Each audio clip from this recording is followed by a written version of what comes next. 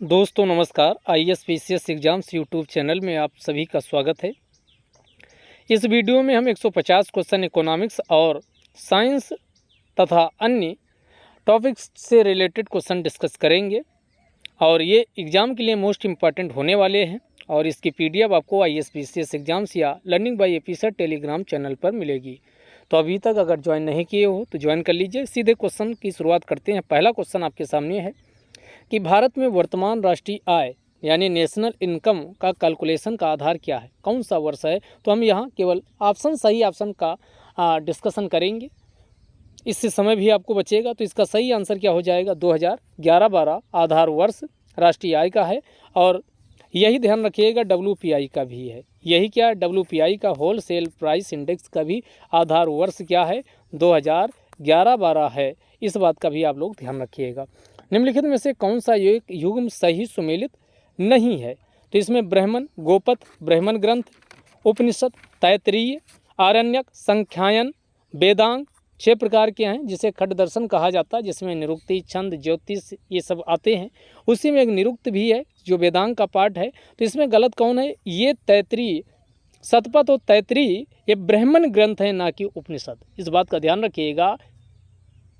70 आपको इसके पहले बताए थे, 4 वेद है, ऋग्वेद, सामवेद, यजुर्वेद, अथर्ववेद, उनके ब्राह्मण ग्रंथ हैं और उपनिषद हैं। उन्हीं में से एक कौन है, शतपथ और तैत्तिरीय। अब आपको कमेंट बॉक्स में लिख के बताना है कि ये किसका ब्राह्मण ग्रंथ है। उपनिषद ये नहीं है, तो ये बी वाला गलत है, बाकी क्या सही सुमेलित है। अगला, 2 न्यूरॉन के बीच की खाई यानी जो गैप होता है उसे किस नाम से जाना जाता है। तो इसे साइनेप्स के नाम से जाना जाता है। जबकि न्यूरॉनों जैसे कोशिका सेल जो होती है उसकी कार्यात्मक फंक्शनल इकाई क्या होती है, तो आप बोलेंगे सर उसकी कोशिका की फंक्शनल इकाई क्या होती है। कमेंट बॉक्स में आप लोग लिख के बताइएगा। यहाँ 2 न्यूरॉन के बीच की खाई को पूछा जा रहा है क्या कहते हैं, तो इसे साइनेप्स के नाम से जाना जाता है। किस कोशिका को आत्मघाती थैली के नाम से जाना जाता है, सुसाइडल बैग के नाम से जाना जाता है, तो ये लाइसोसोम के नाम से जाना जाता है। जबकि माइटोकॉन्ड्रिया को क्या कहा जाता है, कोशिका का पावर हाउस के नाम से जाना जाता है। रिसर्पिन दवा निकाली किससे जाती है, तो सर्पगंधा के पौधे से रिसर्पिन नामक दवा निकाली जाती है। राष्ट्रीय पंचांग कब स्वीकार किया गया, तो ये 1957 और 22 मार्च, बिल्कुल याद रखिएगा, 22 मार्च 1957 को जो शक सम्मत पर आधारित पंचांग है, जिसे भारत का हिंदी कैलेंडर के नाम से जाना जाता है, उसे अपनाया गया है। कब, 22 मार्च 1957 को। यहीं पर राष्ट्रीय ध्वज अगर पूछा जाए तो ये कब, तो ये 22 जुलाई 1947। कैसे आप ध्यान रखोगे, क्योंकि 15 अगस्त 1947 को भारत आज़ाद हुआ, तो आज़ादी के समय आपको ये कॉमन सेंस लगाइए कि राष्ट्रीय ध्वज फहराया गया था, तो जाहिर सी बात है अगस्त के पहले अपना लिया गया होगा। और ये अगस्त के पहले का 22 जुलाई 1947 को अपनाया जाता है। इसके अलावा अब बाकी जो बचे, चाहे ये राष्ट्रगान की बात हो, चाहे राष्ट्रगीत की बात हो, वंदे मातरम, राष्ट्रगान का मतलब जनगण ये हो, चाहे राष्ट्रगीत कौन वंदे मातरम हो, वंदे मातरम हो, इन सब को कब अपनाया गया, तो ये सब अपनाया जाता है 24 जनवरी 1950 को। 24 जनवरी 1950। तो यहाँ सारी चीज़ें हमने आपको बता दिया। अब क्वेश्चन आगे कोई भी आ जाए गलत मत करिएगा। निम्नलिखित में से किस महिला क्रांतिकारी को सूरसेन के साथ गिरफ्तार किया था, तो उन्होंने कहा था कल्पनाओं में खोई रहती थी कल्पना दत्त, और कल्पनाओं के साथ साथ सूरसेन का जहाँ जहाँ छापामारी होती थी, क्रांतिकारी गतिविधियाँ होती थी, उसका साथ देती थी। तो इनको भी गिरफ्तार किया गया था, कल्पना दत्त को। तो ये केवल याद करने के लिए है ताकि दिमाग में बैठ जाए। आपका काम है, पिछले वाले वीडियो में भी बोले थे, शांति घोष और सुनीति चौधरी और बीना दास के का कंट्रीब्यूशन भी देख लीजिएगा, क्वेश्चन पूछा जा सकता है। किस एक राज्य में आय अधिक है किंतु मानवीय विकास कम है, ह्यूमन डेवलपमेंट बहुत लो स्तर का है। जैसे लिंगानुपात महिलाओं का ले लीजिए बहुत कम है, तो राज्य कौन है, ये राज्य है हरियाणा। तो इसका आंसर हो जाएगा डी। कौन सा एक मानव विकास के 4 स्तंभों में शामिल है, ये आपको बताना। सशक्तिकरण है, समता है, स्थायित्व है, लेकिन परिवार का प्रकार इसमें शामिल नहीं है। अगला इंपॉर्टेंट लगाइए, इंपॉर्टेंट है, आगे क्वेश्चन में पूछा जा सकता है। पर्यावरण अखंडता और सामुदायिक स्वास्थ्य प्रारूप का प्रस्ताव किसके द्वारा किया गया था, तो ये रेडमैन के द्वारा किया गया था। कम्युनिटी हेल्थ की बात इसमें हो रही है। एनवायरमेंट इंटीग्रिटी और कम्युनिटी हेल्थ का जो ड्राफ्ट था ये रेडमैन के द्वारा तैयार किया गया था। निम्नलिखित में से किसने सर्वप्रथम इकोसिस्टम शब्द का प्रयोग किया? तो कई शब्द हैं, एक शब्द है इकोलॉजी। इकोलॉजी पूछे तो ये हेकेल के द्वारा इकोलॉजी शब्द का प्रयोग किया जाता है। दूसरा शब्द यहाँ कौन आया? इकोसिस्टम आया। तो इकोसिस्टम शब्द का प्रयोग किसके द्वारा किया गया था? तो ये बी ऑप्शन सही हो जाएगा, टेंसले किसके द्वारा? टेंसले के द्वारा प्रयोग किया गया था।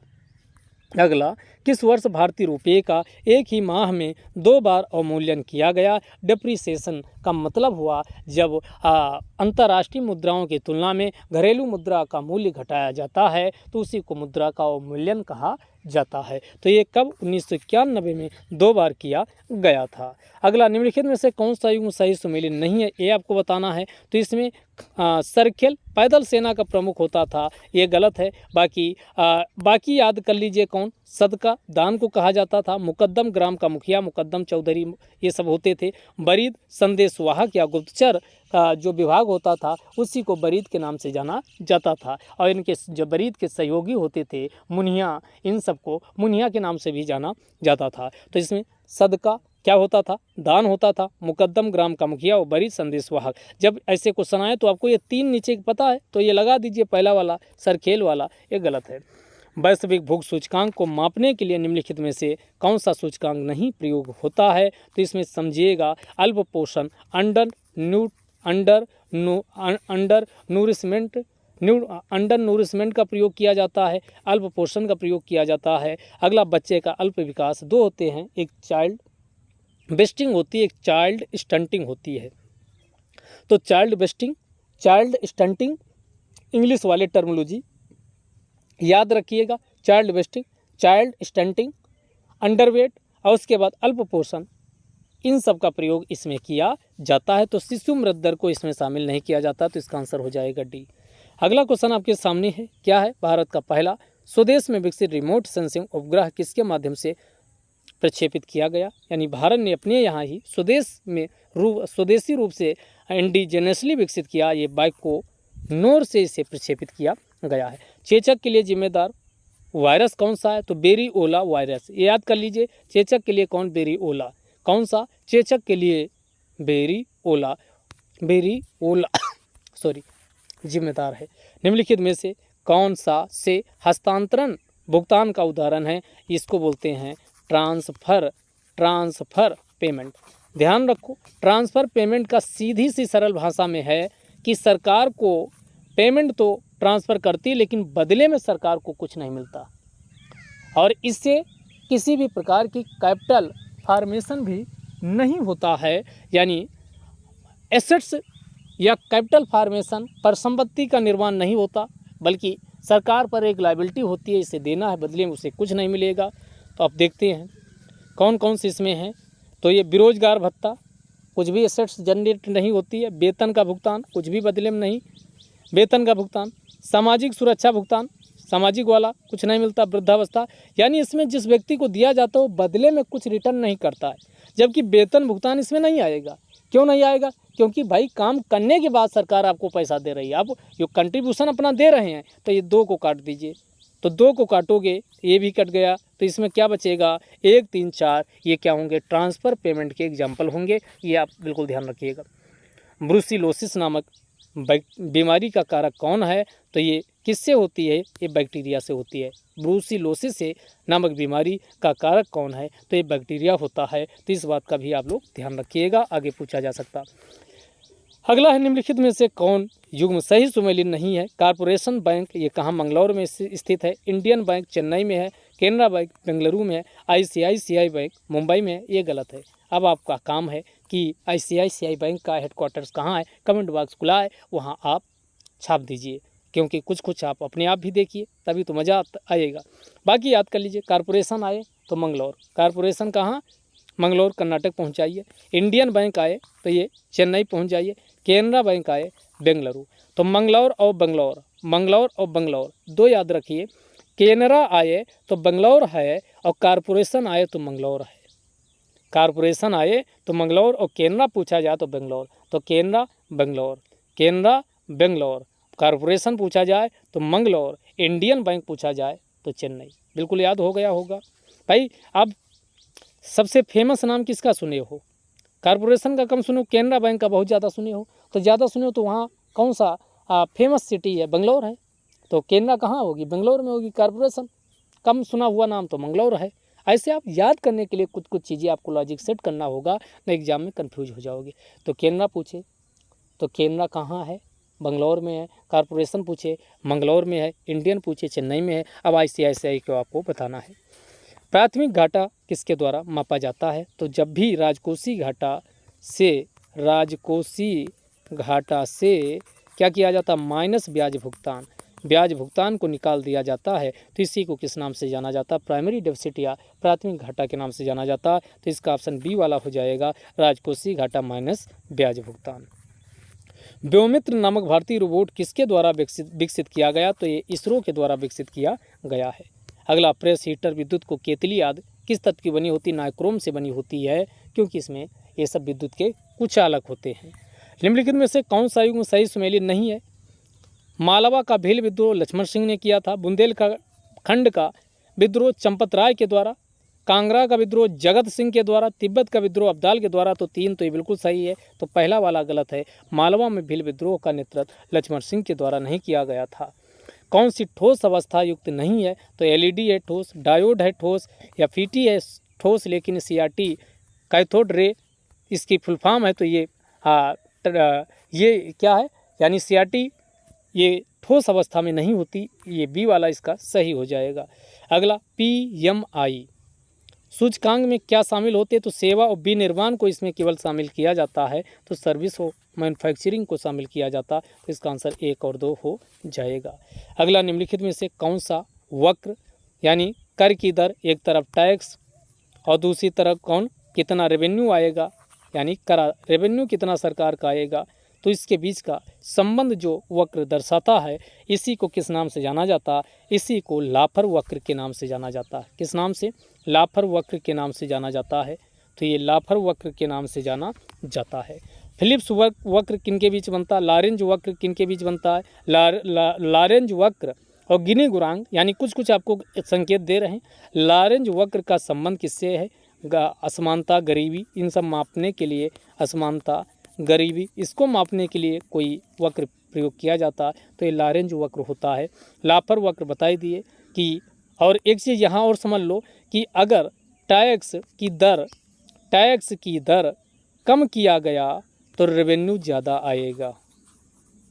उल्टा संबंध होता है, अगर टैक्स की दर को ज़्यादा किया गया तो रेवेन्यू कम आएगा। अगर ये ज़्यादा है तो रेवेन्यू कम आएगा। उल्टा संबंध होता है। इन दोनों को भी आप बिल्कुल ध्यान रखिएगा। अगला, अब आपको देखो 2 ये भी बता चुके। अब ग्रिफिथ वक्र और फिलिप्स वक्र बताइएगा ये किससे संबंधित है। निम्नलिखित में से कौन सा युग में एक सही सुमेलित नहीं है? ILO जेनेवा, दूसरा Indian Asian infrastructure bank Manila नहीं, ये गलत है क्योंकि इसका हेडक्वार्टर्स कहाँ है? इसका हेडक्वार्टर्स बीजिंग है। तो 2 वाला गलत है। बाकी यूनेस्को का पेरिस है, इंटरनेशनल क्रिमिनल कोर्ट का द हेग है, ILO का जिनेवा है।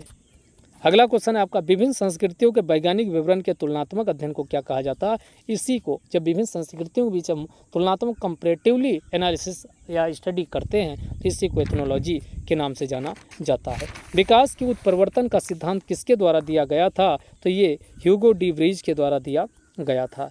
अगला, यूपी में कहाँ पर 4th इंटरनेशनल फिल्म फेस्टिवल का आयोजन किया गया? तो ये आजमगढ़ में इंटरनेशनल यानी 4था इंटरनेशनल फिल्म फेस्टिवल है, त्यौहार है, उसका आयोजन किया गया। यूपी के किस जिले का जो राज्य सकल घरेलू उत्पाद सबसे ज़्यादा है? तो ये गौतम बुद्ध नगर का सबसे ज़्यादा, उसके बाद गाजियाबाद, इन सब का आता है। यूपी के किस शहर में 2 दिवसीय G20 एम्पावर इंसेप्शन मीटिंग का आयोजन किया गया? तो ये इंपॉर्टेंट है, लगा लीजिए। कहाँ? ये आगरा में हुआ है, इस बात का ध्यान रखिएगा। ताज महोत्सव के संदर्भ में क्या सही? और इसके संबंध में G20 से क्वेश्चन आने अलग हम A to Z सारी इन्फॉर्मेशन आपको डिस्कस कर चुके हैं, वो वीडियो जरूर देखिएगा। ताज महोत्सव के संदर्भ में क्या सही है? इसका आयोजन फरवरी 2023 में आगरा में किया गया। 2023 की थीम विश्व बंधुत्व थी। तो यहाँ पर दोनों स्टेटमेंट क्या है?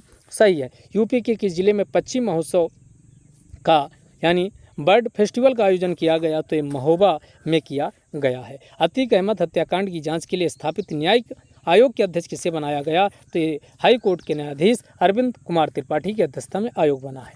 हाल ही में यूपी के किन उत्पादों को जीआई टैग प्रदान किया गया, बनारसी पान को, बनारसी लंगराम को, आदम चीनी चावल को, रामनगर का भांटा जो होता है जिसे बैंगन बोलते, इसको दिया गया। तो इसका आंसर हो जाएगा सी।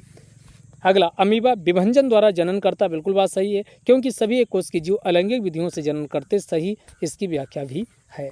अगला, निम्न में से कौन एक वास्तविक मछली कौन सी नहीं है, ये आपको बताना है। तो वास्तविक मछली है, तो आप एक काम करिए, लिस्ट उसकी याद कर लीजिए जो वास्तविक मछली नहीं है, गिनी चुनी है, तो उनका नाम याद कर लीजिए। जैसे सिल्वर फिश हो गया, जेली फिश हो गया है, और क्रे फिश हो गया, क्रे फिश हो गया, तो ये सब क्या है, वास्तविक मछली नहीं है। जबकि कैट फिश क्या है, एक वास्तविक मछली है, इस बात का ध्यान रखिएगा।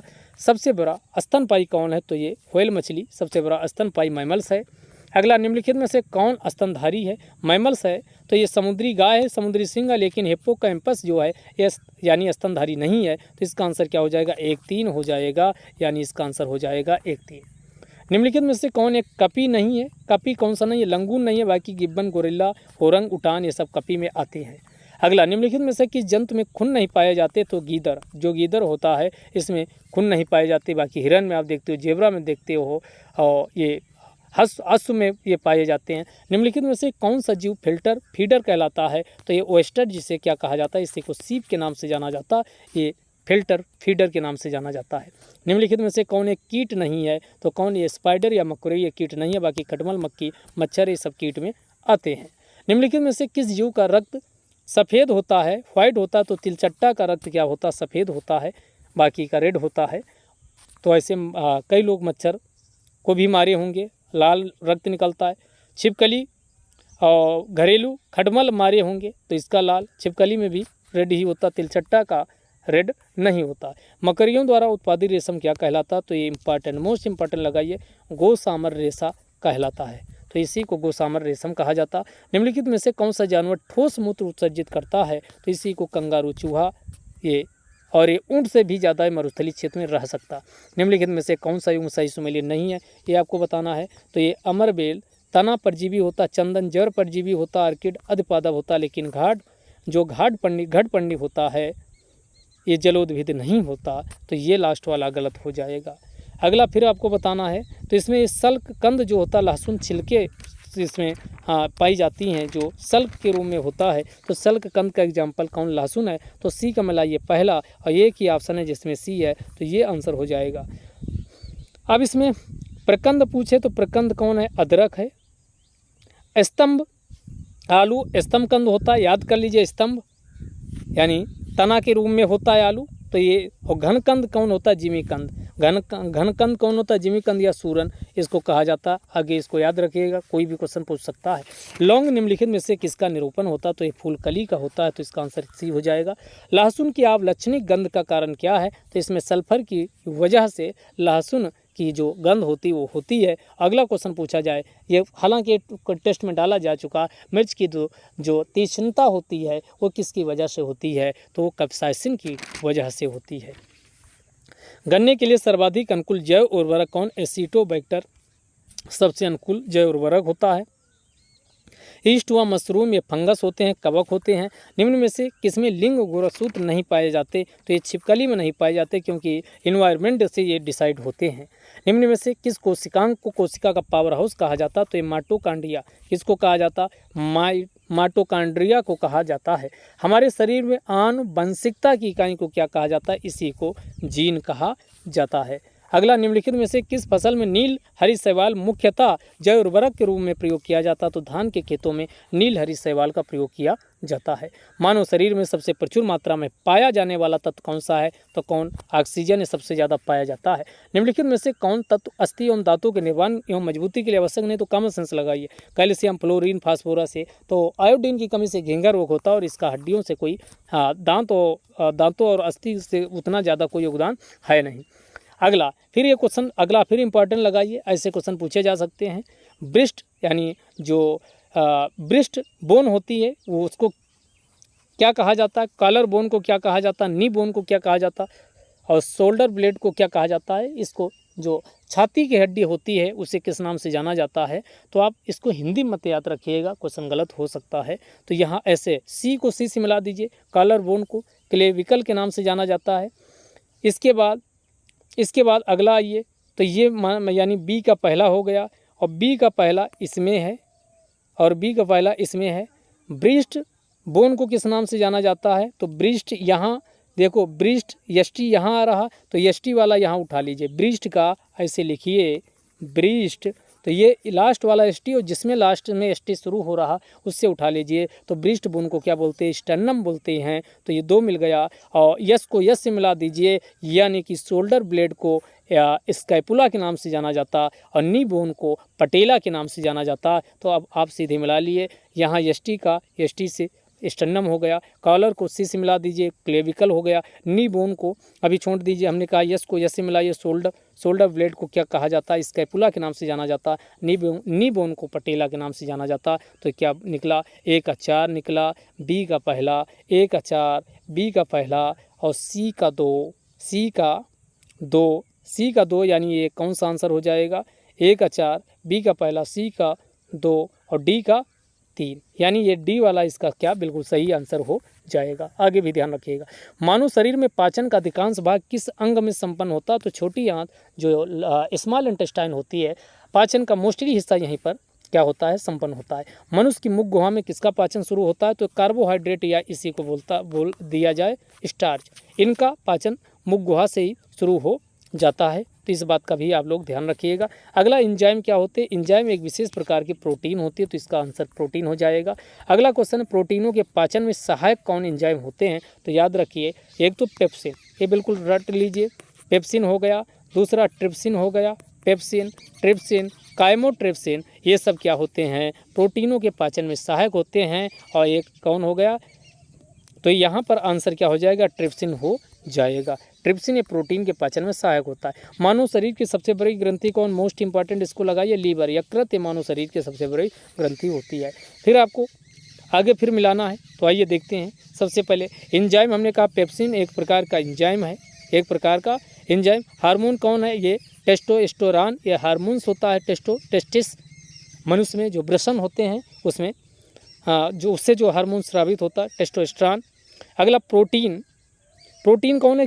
केरेटिन प्रोटीन जो नाखून, बाल इत्यादि में पाई जाती है उसी को केरेटिन कहा जाता है। विटामिन कैरोटीन, विटामिन ए जो है कैरोटीन का प्रचुर या अच्छा स्रोत माना जाता है। तो सारे मिल चुके हैं, यानी A का 2, बी का पहला, सी का 4, A का 2, बी का पहला, A का 2, बी का पहला, सी का 4, डी का, यानी बी वाला ये ऑप्शन बिल्कुल सही हो जाएगा।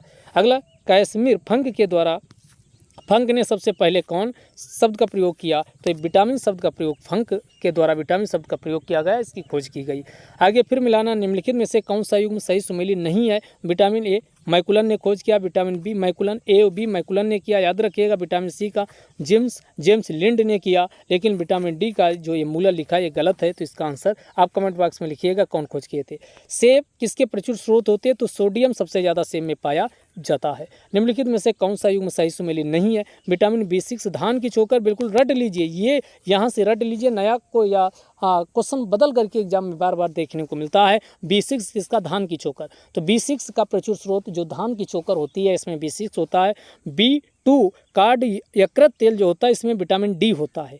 कौन? विटामिन डी, यानी कार्ड यकृत तेल आए तो विटामिन डी याद कर लेना। तो यहाँ से आंसर तो आपको मिल चुका, लेकिन विटामिन ई का पूछे तो गेहूं अंकुरित तेल, गेहूं अंकुर तेल जो होता है उसमें विटामिन ई पाया जाता है। और विटामिन ई, गेहूं अंकुर, अगर कौन बंध्यापन की समस्या है या बंध्यापन की या बांझपन की समस्या है, उसको दूर करने के लिए विटामिन ई का सबसे ज़्यादा इस्तेमाल करिए, क्योंकि उसी की कमी से ये होता है। या नपुंसकता की कमी किसी की समस्या है तो विटामिन ई वाली उसको दिक्कत है। तो विटामिन ई के प्रचुर स्रोत क्या है? अंकुरित जितने भी अनाज है वो ज़्यादा इस्तेमाल करें।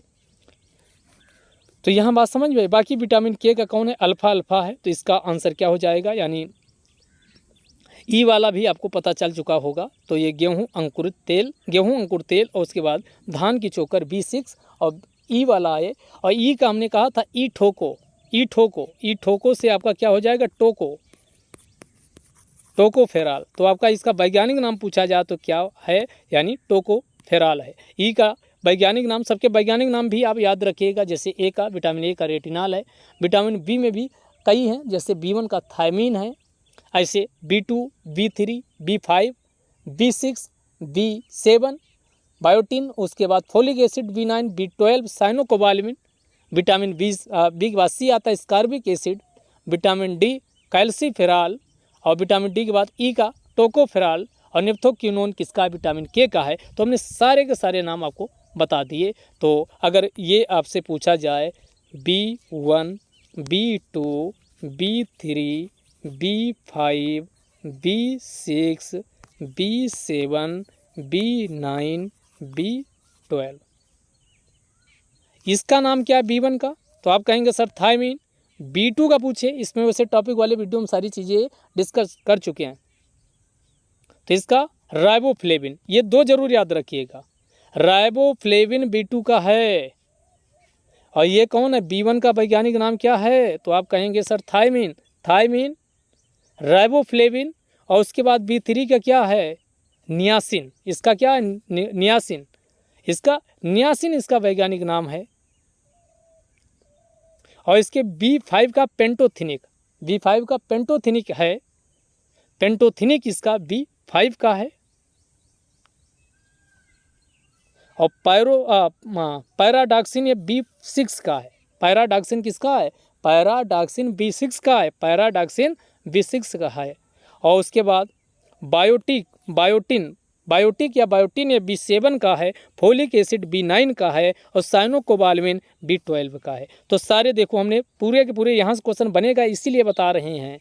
तो ये ए का पूछे तो ये का हमने क्या कहा, ए का रेटिनॉल हो गया, और बी वाली पूरी सीरीज ये आपको बता ही दिया। अब आइए इसके बाद अगला सी का स्कारबिक एसिड।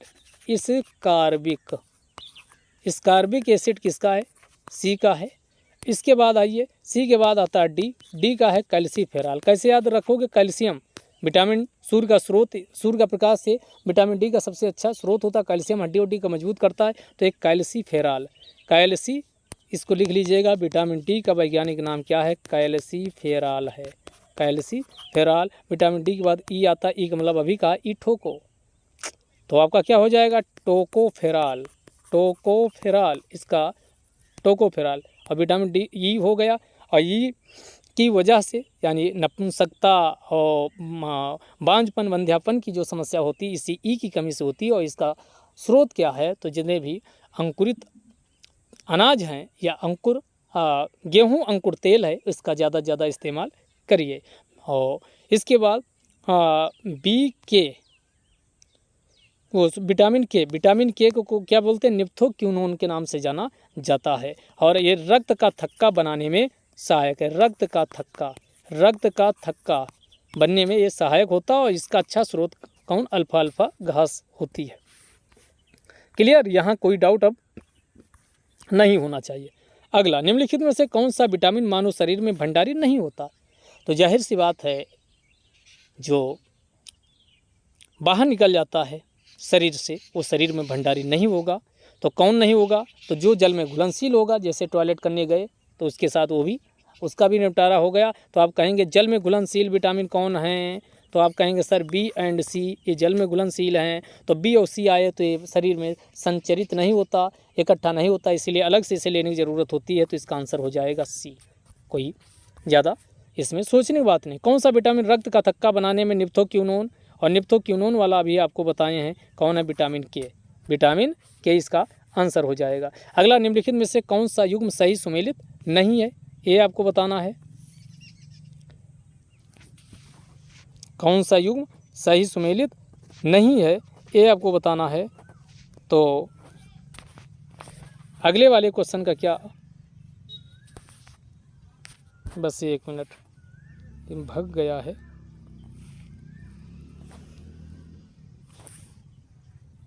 एक मिनट बस।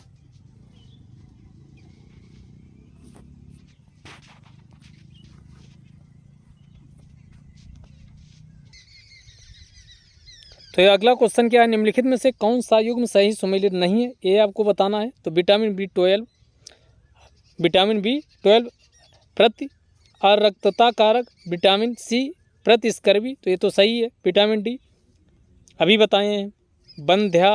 बंध्यता रोधी कारक या नपुंसकता वाला कुछ भी पूछा जाए तो कौन है? ई ठोको वाला, टोकोफेराल वाला जाएगा, तो ये वाला गलत है, बाकी सही है। B12 ये किसका? प्रति आरक्तता कारक है। और विटामिन के ये प्रति रक्तस्रावी कारक है। तो ये सारे के सारे क्या हैं? सही हैं, लेकिन ये सी वाला गलत है। ये इंपॉर्टेंट क्वेश्चन है, ये जो विटामिन से क्वेश्चन आना चाहिए। अगला, निम्नलिखित में से कौन सा युग्म सही सुमेलित नहीं है? अब आइए इसमें देखते हैं। नियासिन से पेलाग्रा होता, थायमिन यानी थायमिन अभी बोले B1 की कमी से बेरी होता, विटामिन डी की कमी से रिकेट्स होता, और नियासिन अभी बताए हैं। किसको बोलते हैं? आप कमेंट बॉक्स में लिखिएगा। B3 को बोलते हैं क्या? इसके बाद विटामिन के बंध्यापन ए अभी बताए हैं, ई की कमी से होती, विटामिन ई की कमी से बंध्यापन होता, तो लास्ट वाला गलत है। मानव शरीर में विटामिन ए संचित कहाँ होता? तो यकृत में यानी लीवर में क्या होता है? विटामिन ए संचरित होता है।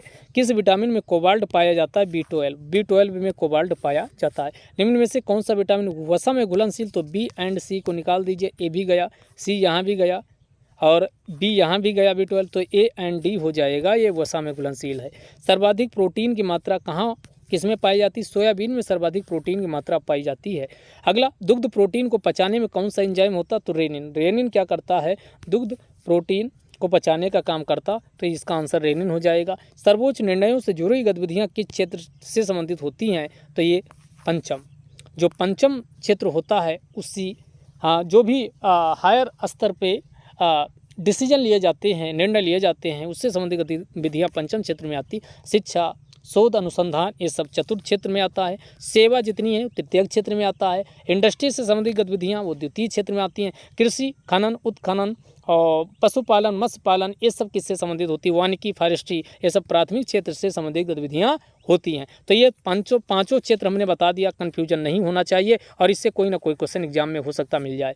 भारत का पहला एक्वा मेगा फूड पार्क कहाँ? तो ये कहाँ स्थापित किया गया है, ये आपको बताना है। तो ये कहाँ स्थापित किया गया? आंध्र प्रदेश। कहाँ? आंध्र प्रदेश में स्थापित किया जा रहा है। निम्नलिखित में से कौन सी गतिविधियाँ प्राथमिक क्षेत्र से संबंधित है? वानिकी है, मत्स्य पालन है, पशुपालन, खनन, कृषि, तो इसका सभी हो जाएगा। ये सभी गतिविधियाँ किसमें आती हैं? प्राथमिक क्षेत्र में आती हैं। PM इंदिरा गांधी के द्वारा 14 बैंकों का राष्ट्रीयकरण कब किया गया? ये आपको बताना, तो आपको ये पता है 1969 में।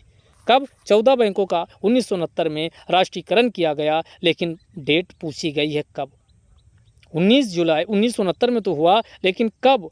तो इसका आंसर क्या हो जाएगा? 19 जुलाई 1969 को किया गया। तो यहाँ भी 9 आ रहा 1969 वाला, तो ऐसे आप लिखा होगा तो कुछ कॉमन सेंस हो जाएगा। 1969 में कितना? 14 बैंकों का राष्ट्रीयकरण, तो ये भी ये 9, तो 9 यहाँ का उठा लीजिए तो ध्यान में आ जाएगा। अच्छा 19 जुलाई है, तो 19 जुलाई 1969 को 14 बैंकों का राष्ट्रीयकरण किया जाता है। इसके बाद आती है यानी 1980, और 1980 में कब? तो ये 16 अप्रैल। कब? 16 अप्रैल 1980 को कितना? तो ये 14, ये तो ये बाद को कितनी बैंकों का राष्ट्रीयकरण? 6 बैंकों का बाद को राष्ट्रीयकरण किया गया था। तो ये आप ध्यान रखिएगा। तो 2 बार राष्ट्रीयकरण हुआ, एक बार 14, एक बार 1980 में, एक बार 1969 में। तो ये 1980 वाला है, 16 अप्रैल को हुआ था। दोनों आपको बता दिए, ध्यान रखना। अगला, बियर मार्केट शब्द शेयरों की कीमतों में कमी को दर्शाता है। दूसरा, बुल मार्केट शब्द शेयरों की कीमतों में वृद्धि को दर्शाता है। बियर को आप ऐसे कोरिलेट कर लीजिए, जो भी बियर पीता है, बियर का मतलब दारू, अगर बियर पिएगा तो उसकी क्या होगा कि यानी शेयरों की कीमत में कमी का मतलब क्या? वो अपना सब गिरना चलने में उसको दिक्कत होती है उसमें, तो ऐसे आपको रिलेट करोगे, यानी कमी आएगी, नुकसान ही होगा। बियर पीने में कभी फ़ायदा नहीं होता, कमी ही होती है, बियर पीने पर नुकसान ही होता है। तो ये आपका क्या हो जाएगा? बियर। आप ऐसे कोरिलेट इसलिए कर रहे हैं कि आप एग्जाम में कन्फ्यूजन हो तो सीधे आंसर सही लगा दे। तो बियर का मतलब कमी। और बुल जो मार्केट, ये शेयर बाजार में शब्द प्रयोग किए जाते हैं, तो शेयरों के दाम जब वृद्धि होती तो उसको बुल मार्केट कहा जाता। तो यहाँ पर दोनों स्टेटमेंट सही है। अगला, निम्न कथनों पर विचार कीजिए। हरित क्रांति, आपको लगता है हरित क्रांति ये MS स्वामीनाथन ने सबसे पहले शब्द प्रयोग किया होगा, अगर ऐसा सोचते हैं तो गलत है। तो हरित क्रांति शब्द का प्रयोग सर्वप्रथम USA के वैज्ञानिक थे विलियम गॉड के द्वारा किया गया था, सही है। लेकिन भारत में हरित क्रांति के जनक कौन है? MS स्वामीनाथन है। तो दोनों बात यहाँ पर सही है। अगला, फिलिप वक्र के अंतर्गत जब मुद्रास्फीति, अभी पीछे फिलिप्स वक्र पूछे थे। मुद्रास्फीति में वृद्धि होती तो बेरोजगारी दर पर क्या प्रभाव पड़ेगा? उल्टा संबंध होता है। याद कर लीजिए, अगर इन्फ्लेशन, यहाँ याद रखिए, इन्फ्लेशन इन्वर्सली प्रोपोर्शनल टू व्युत्क्रमानुपाती होती है 1/, बेरोजगारी। बस इतनी सी बात याद रखना। और यही संबंध किसमें दर्शाया जाता है? फिलिप्स वक्र का। यानी मुद्रास्फीति बेरोजगारी के बीच जो संबंध वक्र दर्शाता है उसी को फिलिप्स वक्र के नाम से जाना जाता है। किस नाम से जाना जाता? फिलिप्स वक्र के नाम से जाना जाता है। कहने का मतलब हुआ, जब मुद्रास्फीति ज़्यादा होगी, महंगाई ज़्यादा होगी तो बेरोजगारी कम होगी। जब महंगाई कम होगी यानी मंदी की ओर जाएंगे तो बेरोजगारी ज़्यादा होगी। दोनों में उल्टा रिलेशन होता है और इसके बीच जो संबंध बनता है उसी को किस नाम से जाना जाता है? उसी को फिलिप वक्र के नाम से जाना जाता है। तो आप दो वक्र समझ चुके हो, एक लाफर वक्र समझ चुके हो, और सरकार का रेवेन्यू और टैक्सेशन, रेट ऑफ टैक्सेशन यानी कर की दर और टैक्सेशन के बीच का जो संबंध होता है उसी को लाफर वक्र के नाम से जाना जाता है। और यहाँ पर हमने आपको कौन सा फिलिप वक्र बताया, और फिलिप वक्र क्या दर्शाता है? यानी इन्फ्लेशन और साथ में एम्प्लॉयमेंट, बेरोजगारी के बीच का संबंध इसके माध्यम से दर्शाया जाता है। क्लियर हो चुका होगा। तो यहाँ पर क्या हुई है? वृद्धि। तो अगले वाले में क्या हो जाएगी? कमी। मुद्रास्फीति में वृद्धि होती तो बेरोजगारी की दर में क्या हो जाएगी? कमी। उल्टा। रेपो रेट व बैंक दर में वृद्धि, यही संबंध आपकी बैंक रेट, रेपो रेट यानी चाहे ये RRR पूछे, चाहे RRR पूछे, चाहे SLR पूछे, चाहे CRR पूछे या A to Z कुछ भी, यहाँ भी तरलता से उल्टा रिलेशन होता। बस इतनी सी बात आपको ध्यान रखना। तो यहाँ इनमें वृद्धि की गई, इंक्रीज किया गया, तरलता अपने आप क्या हो जाएगी? घट जाएगी। तो इसका आंसर क्या हो जाएगा? B। अगले क्वेश्चन की ओर चलते हैं। अगला आपके सामने क्वेश्चन, न्यू डेवलपमेंट बैंक जिसे ब्रिक्स बैंक कहा जाता है की स्थापना कब? 15 जुलाई 2014 को होती। इसका मुख्यालय कहाँ है? तो इसका संघाई मुख्यालय है। लेकिन AIIB का पूछे तो इसका मुख्यालय बीजिंग है। अगला, प्रधानमंत्री फसल बीमा योजना कब लॉन्च किया गया था? तो ये कब? तो ये 2000। प्रधानमंत्री फसल बीमा योजना कब? तो ये फसल बीमा योजना 2015 में 13 मई 2015 को लॉन्च किया गया था। 13 प्रधानमंत्री फसल बीमा योजना कब लॉन्च की गई थी? ये प्रधानमंत्री फसल बीमा योजना है। तो ये 13 मई 2015 को लॉन्च की गई थी। अगले क्वेश्चन की ओर चलते। MPC यानी एक सांविधिक निकाय है क्योंकि इसका गठन RBI एक्ट 1934 के अंतर्गत किया गया। MPC का अध्यक्ष कौन होता है? तो ये RBI के गवर्नर इसके अध्यक्ष होते हैं। 6 इसमें मेंबर, 3 मेंबर सरकार के प्रतिनिधि की तरफ से होती है और 3 RBI की तरफ से होते हैं। इस बात का भी आप ध्यान रखिएगा। उजाला योजना के संदर्भ में क्या सही है? इसे 1 मई 2015 को लॉन्च किया गया। इसका क्रियान्वयन यानी BEE bureau of energy efficiency के द्वारा किया जाता नहीं, EESL एनर्जी एफिशिएंसी के द्वारा इसका क्या किया जाता है? क्रियान्वयन किया जाता। तो सेकंड वाला गलत हो जाएगा, पहला वाला सही। इसमें LED को क्या किया जाता? उपलब्ध करवाया जाता। तो इसमें उजाला A हो जाएगा। निम्नलिखित में से कौन प्रत्यक्ष कर के उदाहरण है? तो इसमें आयकर, निगम कर, संपत्ति कर, ये सभी किसके हैं? प्रत्यक्ष कर का उदाहरण। प्रत्यक्ष कर वह होता है जिस पे लगाया जाता है, वही उसी को कर देना होता है। लाफर वक्र के अनुसार कर की दरों में कटौती से, तो यहाँ देखो हमने कहा उल्टा है, कर कम किया गया तो इसमें राजस्व, रेवेन्यू सरकार का इंक्रीज हो जाएगा, वृद्धि हो जाएगी। उल्टा संबंध होता है, यही संबंध लाफर वक्र दर्शाता है। फिलिप्स वक्र में भी बेरोजगारी और मुद्रास्फीति के बीच क्या होता है? उल्टा संबंध पाया जाता है। घाटे की वित्त व्यवस्था का क्या अर्थव्यवस्था पर प्रभाव पड़ता है? तो तरलता में वृद्धि होती है। तो घाटे की वित्त व्यवस्था का तरलता में वृद्धि होती। निम्नलिखित योजनाओं का कालक्रम अनुसार लगाइए। प्रधानमंत्री स्किल इंडिया तो 15 जुलाई 2015, स्टैंड अप 15 जुलाई या इसके बाद स्टैंड अप इंडिया। तो ये स्टैंड अप इंडिया ये सारी योजनाएं 2016 की हैं, 2016। इसके बाद 2016 की ये भी है स्टैंड अप इंडिया। प्रधानमंत्री उज्ज्वला योजना 1 मई 2016 हो जाएगा। स्टार्टअप इंडिया 16 जनवरी 2016 हो जाएगा, 2016 हो जाएगा। और ये 8 अप्रैल जो स्टैंड अप इंडिया है, स्टैंड अप इंडिया को 8 अप्रैल 2016 को शुरू किया गया था, अप्रैल 2016। अब लगा लीजिए, सबसे पहले 4 से शुरू होगा, सबसे पहले 4 से काल क्रमानुसार आप लगाएंगे तो इसमें सबसे पहले कौन आएगा, ऑप्शन पे आइए। तो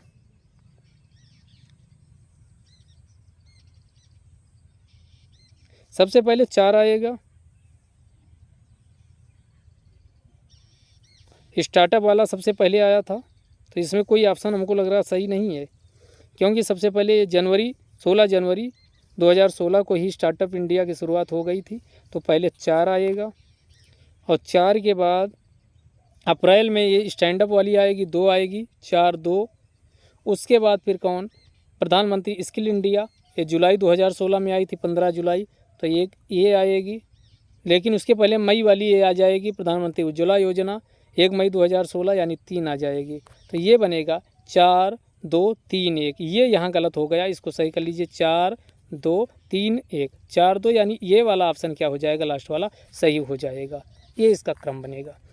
निम्नलिखित का काल क्रमानुसार व्यवस्थित कीजिए। तो एक्जिम बैंक 1982, क्षेत्रीय ग्रामीण बैंक 1975, सेबी 1988, इरडा 1999। तो ये 2, उसके बाद 1 2 1 3 4, 2 1 3 4, यानी बी वाला इसका आंसर बिल्कुल सही हो जाएगा। महिलाओं को कौशल प्रदान कर रोजगार हेतु स्टेप जो योजना है, ये कब लॉन्च किया गया, तो 1986-87 में स्टेप योजना को महिलाओं में कौशल प्रदान करके रोजगार के लिए लॉन्च किया गया।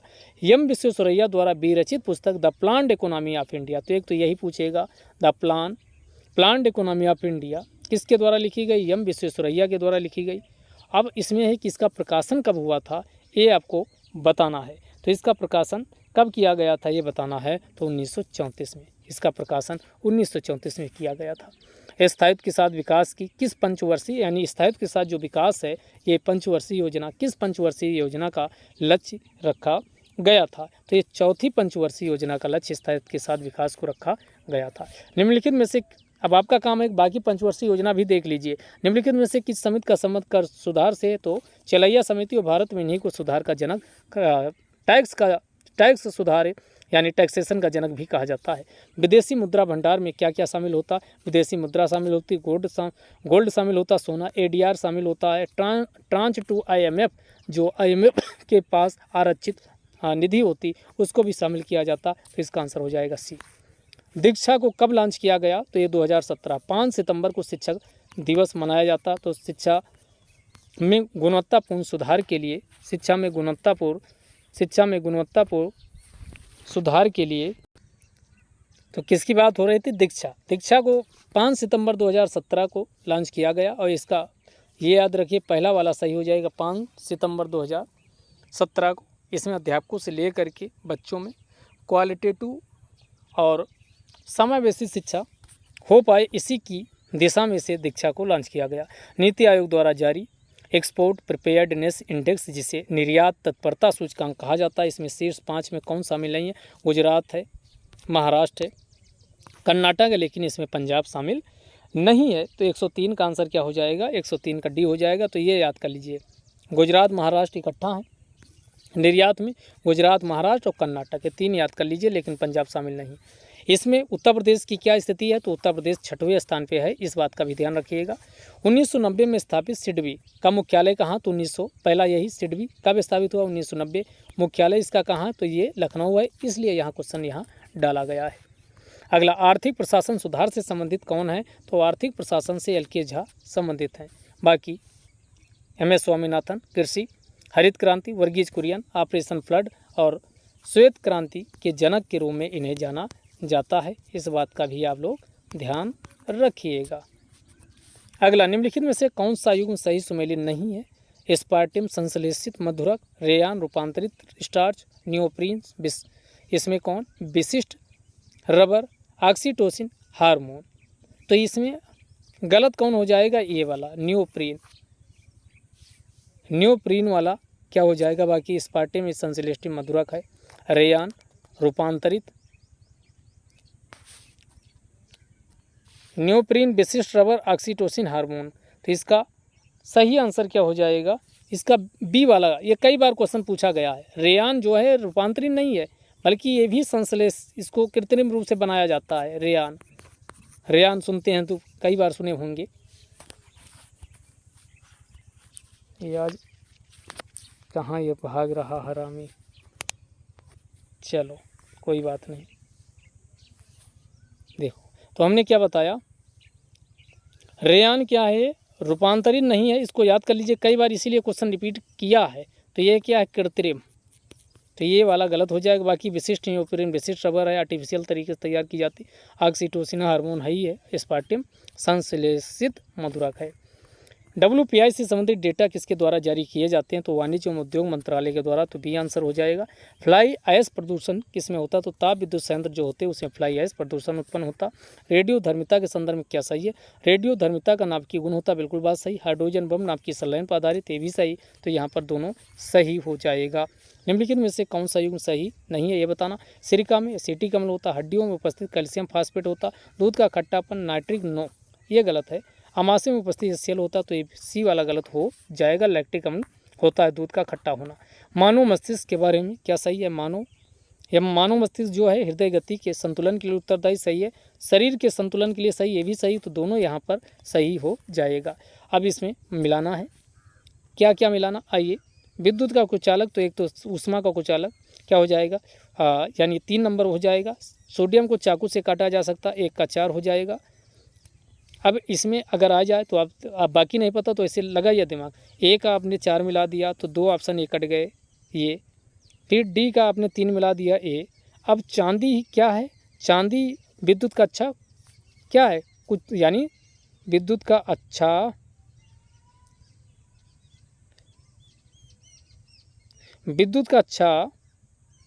कुचालक नहीं, यहाँ सुचालक होना चाहिए। और पारा कमरे के ताप पर क्या हो जाएगा, द्रव हो जाएगा, यानी 1 का 4, बी का 2, सी का पहला, ये वाला सी आंसर इसका होगा। ये गलत लिख गया, यहाँ कुचालक को बना लीजिए सुचालक।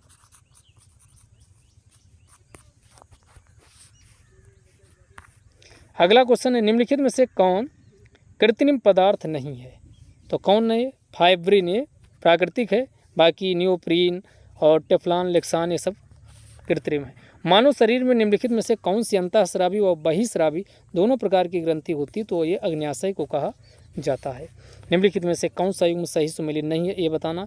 सिल्वर ब्रोमाइड कृत्रिम प्रकाश संश्लेषण, नो, ये गलत है। सिल्वर आयोडाइड कृत्रिम वर्षा के लिए जिम्मेदार है। लिथियम बाइकार्बोनेट गठिया का उपचार, दूधिया मैग्नीशिया प्रत्यम्ल, तो ये पहला वाला गलत है। अगले चलते, धान की खेत में कौन सी गैस निकलती है, तो ये मेथेन CH4 निकलती है। वायु प्रदूषण का जैविक संकेतक कौन होता है, लाइकेन होता है। अगला, सूची 1 को सूची 2 से मिलाना है, तो पीछे ये टेक्साल वाला देख ही चुके हो, केवलार, टेक्साल, जिंक फास्फाइड रोडेंट नाशी दवा, चूहा मार दवा, इसी जिंक फास्फाइड को कहा जाता है, यानी सी का 4 एक ही ऑप्शन में है। यहाँ से वैसे बात बन गया, लेकिन आगे याद कर लीजिए। केवलार जो होता है संश्लेषित रेशा होता है, और उसके बाद नाइट्रोसेलुलोज से विस्फोटक होता है, ये क्या होता है, विस्फोटक होता है। अब बचा कौन, टेक्साल, जो टेक्साल होता है एक कैंसर रोधी दवा टेक्साल से बनाई जाती, पीछे भी ऑप्शन में आया था, तो आगे भी याद रखिएगा। हो सकता क्वेश्चन घुमा दिया जाए, लेकिन यही सब नए ऑप्शन से क्वेश्चन जनरेट होता है। प्रकाश ऊर्जा का ऑप्टिकल फाइबर में संचरण क्या कहलाता है, टोटल इंटरनल रिफ्लेक्शन, यानी पूर्ण आंतरिक परावर्तन होता। हीरे का चमकना भी इसी का एग्जाम्पल है। माँ का दूध नवजात को संपूर्ण आहार प्रदान करता है, किंतु इसमें क्या, तो इसमें लोहे की कमी होती है, लौह तत्व की। निम्नलिखित में से कौन सा अर्धचालक है, तो सिलिकॉन व जर्मेनियम अर्धचालक के एग्जाम्पल होते हैं। निम्नलिखित में से किस वर्ष यूएनओ ने परम गरीबी एब्सोल्यूट पॉवर्टी को परिभाषित किया था, ये आपको बताना है कि कभी जो एब्सोल्यूट 2 प्रकार की होती है, रिलेटिव पॉवर्टी और एक एब्सोल्यूट पॉवर्टी, 2 प्रकार की पॉवर्टी पाई जाती है। तो एब्सोल्यूट पॉवर्टी को किस वर्ष परिभाषित किया गया था, संयुक्त राष्ट्र संघ के द्वारा, तो 1995। अगला, भोपाल गैस त्रासदी का कारण क्या था, मिथाइल आइसोसाइनेट का रिसाव, यानी ए ऑप्शन हो जाएगा। अगला, निम्नलिखित में से कौन सा युग्म सही सुमेलित नहीं है ये बताना। नीलहरी शैवाल, ये धान में होता बिल्कुल। राइजोबियम लेग्यूमिनेसेरम मटर में होता क्या, एजोटोबैक्टर गेहूं, ये गलत है। अभी बताए एजोटोबैक्टर किस में प्रयोग किया जाता है, मक्का के खेत में प्रयोग किया जाता है, एजोलो मक्का, ये सही है। ये एजोटोबैक्टर है, गन्ना के खेत में प्रयोग होता, मक्का नहीं गन्ना, याद रखिएगा आगे। और मक्का में पूछे तो एजोलो। ये एजोटो है, ये एजोलो है, दोनों में अंतर। भारतीय संविधान में राज्यों की संघ की संकल्पना को कहाँ से प्राप्त किया? कनाडा। और कनाडा के संविधान को ये ब्रिटिश नॉर्थ अमेरिका के नाम से भी जाना जाता है। निम्न विदेशी यात्रियों में से किसने जहांगीर के शासनकाल में भारत की यात्रा की? तो जहांगीर के शासनकाल में कौन भारत आया था? तो ये आया था फ्रांसिस्को पेल्सट। फ्रांसिस्को पेल्सट आया था। जौनपुर राज्य का अंतिम शासक कौन था? तो ये कौन था? हुसैन शाह जौनपुर का अंतिम शासक था। अगला फिर आपको मिलाना है यहाँ पर। सबसे पहले आदिनाथ कौन थे? ऋषभनाथ या आदिनाथ ऋषभ, और आदिनाथ ऋषभ से वृषभ हो जाएगा, तो यानी एक का एक हो जाएगा, और एक का एक इसमें है, यानी दो ऑप्शन तो आपके ये चला गया, नीचे वाला चला गया। उसके बाद आइए अगला मिलवाते हैं, बाकी को भी इसमें मिलवाते हैं। तो पहला वाला आपने देख लिया, एक का ऋषभ वृषभ का क्या हो गया? ये आदिनाथ या वृषभ ये हो गया। फिर आपका मल्लीनाथ का जल कलश, मल्लीनाथ का जल कलश हो जाएगा, यानी बी का 4 हो जाएगा। सी का 3 हो जाएगा, पार्श्वनाथ का सर्प हो जाएगा। और संभवनाथ का अश्व। संभव युद्ध जीतना कब संभव हो? जब आपके पास अच्छे अश्व हों, अच्छे क्या हों? आपके पास अच्छी क्वालिटी के घोड़े हों, तभी आप युद्ध को जीत सकते हो, फतह कर सकते हो। तो संभव कब है? जब अश्व अच्छे हों। तो ऐसे संभवनाथ का अश्व हो जाएगा। आदिनाथ वृषभनाथ का ऋषभ हो जाएगा, यानी वृषभ हो जाएगा। मल्लीनाथ का जल कलश हो जाएगा। और उसके बाद कौन बचा? सारे तो हो गए, तो ये वाला आपका सही आंसर हो जाएगा। बाकी भी याद कर लीजिए। निम्नलिखित में से किसे यूरोप की तेल की राजधानी कहा जाता है? एवरडीन। किसको कहा जाता है? यूरोप की तेल राजधानी किसे? एवरडीन को कहा जाता है। भारत का सर्वाधिक गहराई वाला बंदरगाह कौन है? पारादीप। अगला क्वेश्चन, निम्न में से कौन सबसे बड़ा पठार है? तो कोलोरेडो अमेरिका का सबसे बड़ा पठार है। लाल सागर एक किसका उदाहरण है? एक्सियल बेसिन का, अक्षीय द्रोणी का। अगला फिर ये बालक का कर्व, तो ये कौन? कोरबा हो जाएगा। नालको का नालायक को सब कूड़ा करकट समझते हैं, तो कूड़ापुट हो जाएगा। हिंडाल का हीराकुड हो जाएगा। हिंडाल्को का रेणुकूट हो जाएगा। तो मिला दिए हैं, ऐसे आप ध्यान रखिए, तुरंत मिला लोगे। तो यानी ए का 2 और बी का 4, ए का 2 बी का 4, सी का पहला, डी का 3, ये वाला हो जाएगा बी वाला। या और ऐसे क्वेश्चन लगा लीजिए, इंपॉर्टेंट, किसी भी फॉर्म में आ सकता है, इस बार भी आया था। एक और बच रहा मालको, मद्रास एल्यूमिनियम लिमिटेड, ये कहाँ? मदुरई में है। इसको भी आप लोग ध्यान रखिएगा। आगे, ब्राज़ील में विशाल कहुआ बागानों को फैजेंडा कहा जाता था, तो इसका आंसर डी हो जाएगा। रानी झांसी समुद्री राष्ट्रीय पार्क की स्थापना ये 1996 में हुई थी। ये कहाँ है? अंडमान एंड निकोबार में स्थित है, इस बात का भी ध्यान रखिएगा। फलों के मीठे स्वाद को फ्रक्टोज, फलों में कौन सी शर्करा पाई जाती? फ्रक्टोज पाई जाती है। क्या उनसी? फ्रक्टोज पाई जाती है। एलपीजी सिलेंडर के रिसाव से उत्पन्न दुर्गंध किसकी वजह से होती है? तो मिथाइल मरकैप्टन। किसकी? मरकैप्टन, इथाइल मरकैप्टन की वजह से होती है। निम्नलिखित में से कौन एक पदार्थ प्राकृतिक बहुलक है? ये आपको बताना। तो रेशम। बाकी तो ये केवलार हो गया, अलेक्सान हो गया, और बकेलाइट आर्टिफिशियल होते हैं, रेशम प्राकृतिक। अगला, सुई चुभाने पर निम्न में से कौन सा अंग दर्द महसूस नहीं करता? मस्तिष्क महसूस नहीं करेगा। एक सुरंग में 100 वाट क्षमता वाली 100 वाट क्षमता के कितने 20 घंटे तक बल्ब जलाए जाते हैं। तो इनका आप पहले निकाल लीजिए, तो ये 1000 से भाग दे दीजिए, यूनिट निकल आएगा। तो ये 3 0 से 3 0 कट गए, तो इज इक्वल टू 2 यूनिट। और कितने? एक बल्ब की यूनिट कितनी है? 2। और ऐसे बल्ब कितने हैं? 5। तो ऐसे लिखोगे 2 × 5, तो कितना आ गया? 10। तो 10 यूनिट इसका क्या हो जाएगा? सही आंसर आ जाएगा। पित्ताशय में उपस्थित पत्थर निम्नलिखित में से किसका पाचन प्रभावित करता है? वसा का पाचन। निम्नलिखित में से कौन सा युग्म सही सुमेलित नहीं है? B12, ये तो हो चुका है शायद, तो ये वाला ये गलत है, विटामिन डी वाला, क्योंकि ये ई की कमी से होता बंध्यारोधी कारक, ये गलत है, ये पीछे भी हो चुका। फिर आपको अगला बताना है फिर से। आइए, अफीम को प्राप्त किया जाता है फल से, कुनैन को छाल से प्राप्त किया जाता है, कुनैन को छाल से प्राप्त किया जाता। मिला लीजिए डी का पहला और डी का पहला इसमें है और डी वाले में है, और ए का 3 इसमें है। तो ये बाकी हींग